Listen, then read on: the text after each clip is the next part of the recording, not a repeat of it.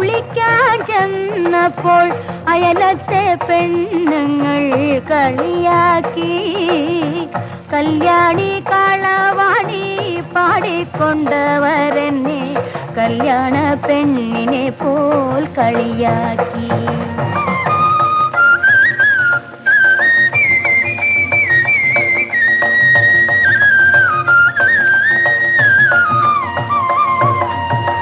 കള്ളികൾ ചിരിച്ചപ്പോൾ